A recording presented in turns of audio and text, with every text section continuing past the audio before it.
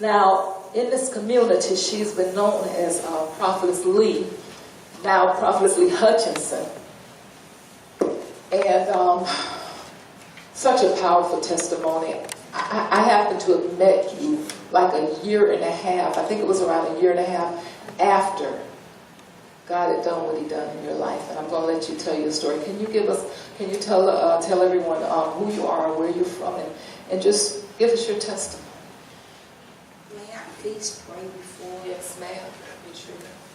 Father God, mighty God, we magnify you right now, God. We bind the hands of the enemy right now. You bind my mind to your mind. You bind my heart to your heart, God. I decrease, you increase, God. I bind up the spirit of fear. And Lord, wash us by your blood, your body, your Holy Spirit. Have your way. Just name.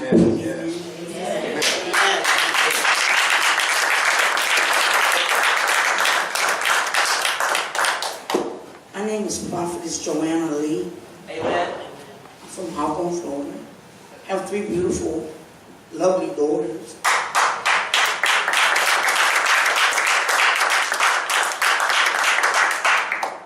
My birth mom gave me to my adoptive mom when I was a week old. And my birth mom had 6 kids. And my mom who raised me, she raised me as her own. And as growing up with her, I didn't know some of the things was taking place in my life. This gift was relevant as a little girl. Dreams, visions. Even my mom and dad would go to the dog track and online. And I would write down notebooks of numbers for them. And it would all come out. They would win those numbers. And they would tell their friends. And their friends was giving me nickels. Then as growing up out there, wavering, not knowing my natural mom, I had brokenness in me. Because I said, why would she give me her and keep the rest? But God has a plan. I didn't understand the plan until he redeemed me. Come on. And by him redeeming me, I found the love of God to really prevail in my life. Yes. So as a young girl, I was raised by a good family, Christian family, believe in education, manners, respect. But being locked away, when I was able to go out and hang out with my friends, I got pregnant at 15, had a baby at 16, started being promiscuous with men, started smoking and drinking and sleeping around, got grown, wanted to move out, disobedient, and I started smoking powder cocaine at the age of 16, 17, grown, wanted to be grown. And I got hooked on crack cocaine with family members and different boys I would date, looking for love. Had a nice father, good father. But the acceptance wasn't there. It was a hole there of rejection. And I thought I could fill it with sleeping around with different men and dating different men, hanging out, going out. And by the time 1999, 98, I was on crack. And I was so high. Some friends and I went out to drink. And we got so drunk. And we met up with some fellas, and that night they didn't want to sleep around. They just wanted the fellowship. So they ended up giving us all the cash they had and all the alcohol they had at the house. And we walking through the cemetery by Sam's Club on 13th, trying to go find crack. But there was no crack in Gainesville. And so we finished drinking up the alcohol. So I went and got into my best friend's daughter's bedroom, and I thought I was going to sleep. And as the walls were spinning, the Lord said, "You're going to hell if you don't stop doing what you're doing." And I said, "Well, I guess I'm going to hell, God, because I'm going to smoke me some crack in the morning." I didn't know how powerful God was. I didn't know how God keep his promises. I was gone just that far till I forgot my upbringing in the church. I was out there prostituting, shoplifting, doing whatever I could do to support my habit. And going with men was beating me up. Every boyfriend I had would beat me up and dog me out, verbally abuse me, misuse me. And I would stay there and take it because I didn't love myself. And I thought I couldn't do any better, and I thought I had to accept it. So a couple of years went by. And I started getting sick around 1999 in July. I just thought because I worked at Rollins, I was catching a cold or a little bug going through the system. And my side started hurting me. I couldn't hardly walk, couldn't hardly talk, living at a motel with my kid's father, and detailing cars, prostituting, shoplifting, whatever I had to do to keep the room, sleeping in abandoned houses. And from July to November 13th, I'm in and out of the emergency room. The doctors couldn't help me. They would give me prescriptions and it wasn't doing any good because my soul was decaying. I didn't know.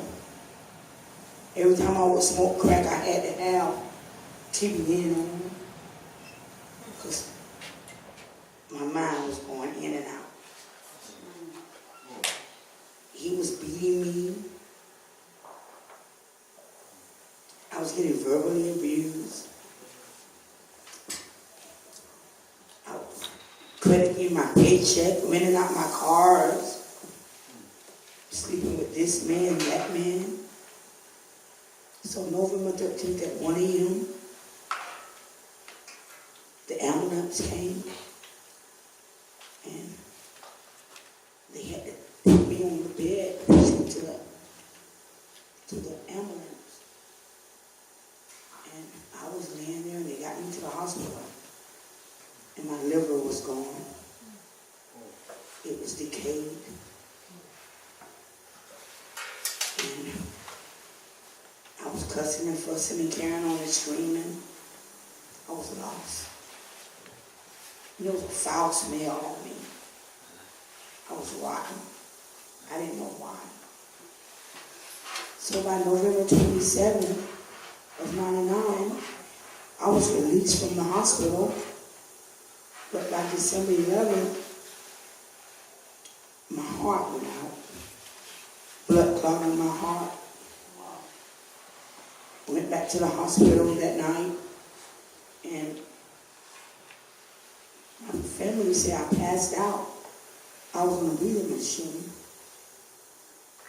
Then the Lord brought me through that. And my lungs went out. Then they said, you have full-blown AIDS. So I had no organs, I had full-blown AIDS. I'm a prostitute, I'm a crackhead. I didn't know God anymore. I repented. I said, Lord, if you keep me out of this, I'll stop prostituting, I'll stop shacking, I'll stop lying, I'll stop stealing, I'll stop drinking, I'll stop it all. But the Lord said, you're lying. He said with a thunderous voice, he said, you're lying. And I looked around in the hospital room, and there was nobody in there. Pastor down. Pastor Shane. I was scared. Next thing you know, I started looking all over my body. Worms has taken over me. Worms taken over my head. Every part of my body. I was nothing but a worm. Millions and millions and billions of worms around me. And my family would say, stop digging. I said, well, there's worms on me. And I didn't know at the time it was hell is a body. And the part that I sent my life to was the pit where the worms was. It's an ocean of worms down there. And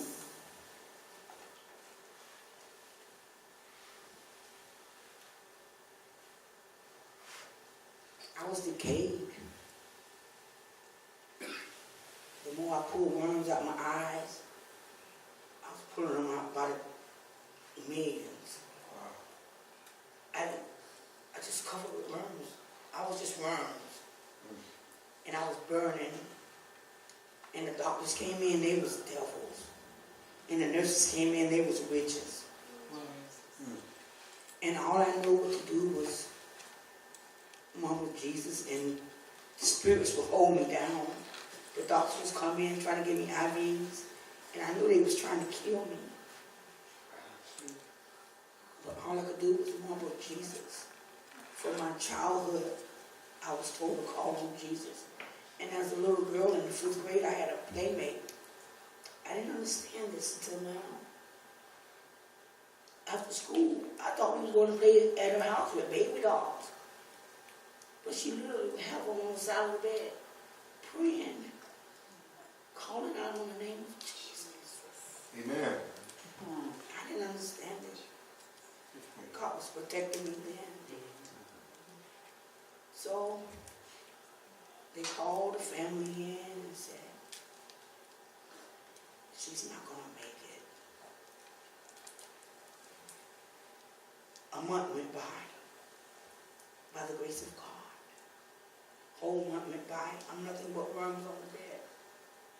And I'm in hell. My uncle came. He was a man of God. He came back and told the family, she is in hell. The Lord revealed it to her. I didn't know what to do. I was cussing and fussing. I had a filthy mouth. I was doing like vomiting and diarrhea all over myself. I didn't have control of anything. I couldn't even hold a straw. I couldn't do nothing. I was just rotten. I would throw up orange, purple, pink. Nothing demons would come out of me. And only people who come in the hospital room was people filled with the Spirit of God, because when I saw the possessed doctors come in, I would scream, and they had to leave because they was getting exposed. And the nurses were getting exposed. And even right on my hospital bed, I would see the food service workers and the nurses having drug deals in the hallways. And it was weird. I how things began to open up while I was rotten. And the doctor said there was nothing else they could do for me. And there was this nurse came in, a nice white gentleman. He had on all white with crosses all over his collar. He kept a cool nice rag dapping my head, taking care of me. I was at peace. Then an older lady came in with a satin jumpsuit. I know it was made here from her. And it was jewels and stones on that jumpsuit that I knew didn't come from here.